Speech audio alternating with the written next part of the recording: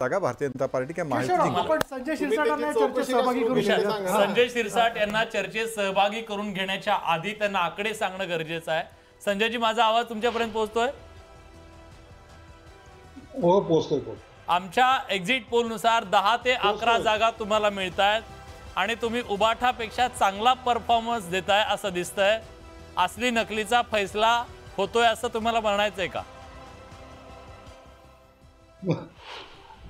ते बघा, आम्ही असली नकलीसाठी ही निवडणूक लढवलेली नाही. आनंद तर तेवढा दिसतोय. शिवसेना प्रमुखांचे विचार घेऊन नाही, आनंद हा वेगळा आहे. आम्ही आज आनंद यासाठी आहे आमचा की आम्ही शिवसेना प्रमुखांचे विचार घेऊन पुढे जाण्यामध्ये सक्सेस राहिलेलो आहोत. काँग्रेस राष्ट्रवादी बरोबर नको ही शिवसेना प्रमुखांची शेवटपर्यंतची इच्छा, परंतु या सत्तेच्या लोभापायी काही लोकांनी त्यांच्याबरोबर केलेली युती ही लोकांना पसंत पडलेली नाही.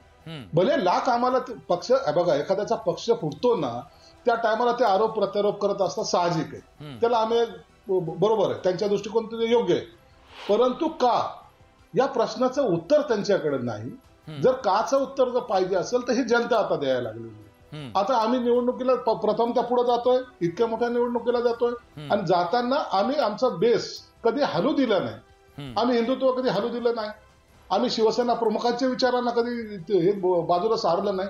ते विचार घेऊन जेव्हा आम्ही पुढे गेलो, यांचं काय झालं उबाटाचं, आता ज्या शिवाजी पार करून त्यांना भाषण करण्याची सवय होती, जमलेल्या माझ्या तमाम हिंदू बांधवांनो भगिनींनो, तर आता हिंदू हा शब्द निघून गेला.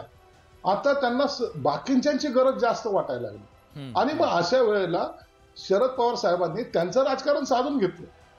परंतु यांना जे अडचणीत आणलंय तर ती पोकळी आता त्यांना भरता येत नाही. आणि म्हणून लोकांनी सांगितलं की ज्यांच्याबरोबर जायचं नव्हतं तुम्ही त्यांच्या मांडीला मांडी लावून बसलात, काँग्रेस बरोबर बसलात. मग लोकांनी ही स्थिती त्यांची आणलेली. म्हणून आम्हाला त्यांच्या हरण्याचा दुःख पण नाही ना आनंद पण नाही. हिंदुत्वादी मतं ही उबाठाकडे जी होती आतापर्यंत, शिवसेनेची जी हिंदुत्वादी मतं होती ती मतं काँग्रेसकडे ट्रान्सफर झाली नाहीत, राष्ट्रवादी काँग्रेसकडे ट्रान्सफर झाली नाहीत असं दिसतंय. कारण तिघांचं जर बेरीज केली महाविकास आघाडीची आपण, तर असं दिसतंय की भाजपची कितीतरी जास्त होती पण ती हिंदुत्वादी मतं फुटली नाहीत असा अर्थ निघेल कायचा?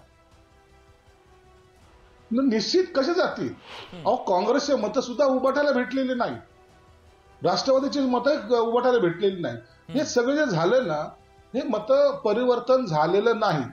हिंदुत्वादी मतं काँग्रेसकडे जाण्याचा प्रश्न येत नव्हता, कारण की परंपरागत त्यांनी हिंदुत्वाचा एक वेगळा अजेंडा घेऊन मतदान हे सेट झालेलं असतं. काँग्रेसकडे गेलं नाही, राष्ट्रवादीकडे गेलं नाही आणि त्यांचंही मतं यांच्याकडे ट्रान्सफर झालेली नाही. हे सत्यता आहे. म्हणून लोकांना जी युती पाहिजे होताना दिसत होती ना, जी पारंपरिक काँग्रेसची मतं होती ती उद्धव ठाकरेंना जाताना दिसली ना, फतवे निघाले होते. फतवे निघणं हा भाग नाहीये. बघा, काही लोकांना आता एक गैरसमज काय झालेला आहे की फतवा निघाला म्हणजे आता मत ट्रान्सफर होतात, असं होत नाही. आता मुस्लिम समाज असेल, दलित समाज असेल, इतर समाज असतील, हे जागरूकतेने मतदान करताना पाहत होतं. आता काही लोकांनी असं एक स्वतःचं प्रोडिक्शन केलं की नाही, आता बाबासाहेबांची आंबेडकरांची घटना आता बदलणार आहे, मग आता काय करायचं, दलित समाज आता मग आपल्या बाजूने होईल. असं चुकीचं जे काही त्यांनी गणित मांडलं ना, लोकांनी ते ऍक्सेप्ट नाही केलं.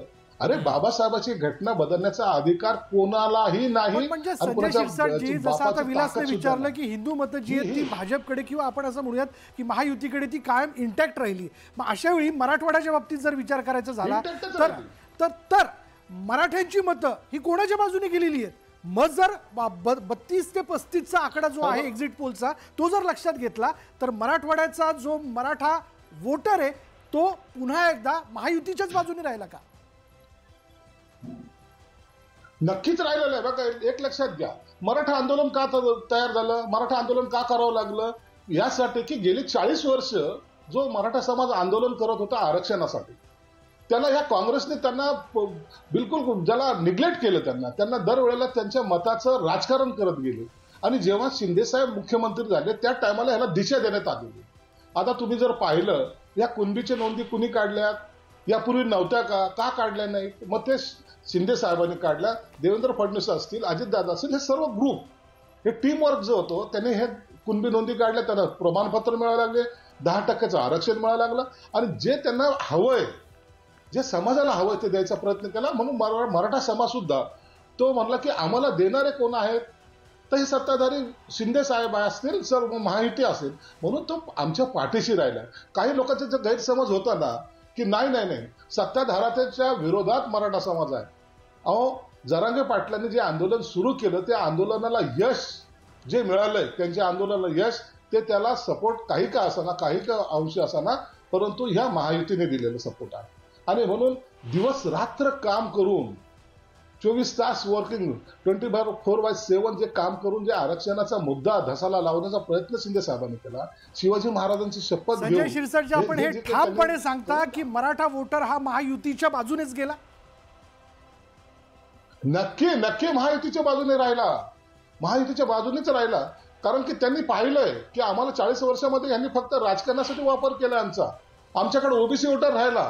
त्यांना माहितीये की हे फक्त मताचं हे जातीमध्ये भेद करतील, हे जातीमध्ये भांडणं लावतील आणि आपल्याला यांच्यापासून आपल्याला दूर कसं करता येईल हे प्रयत्न करतील. म्हणून तो वोटर कुठेही हल्ला नाही. ओबीसी असतील, मराठा वोटर असतील, हे सर्वजण महायुतीच्या बाजूने खंबीरपणे उभे राहिले. त्याचं हे यश आहे. बरं, ठीक आहे संजय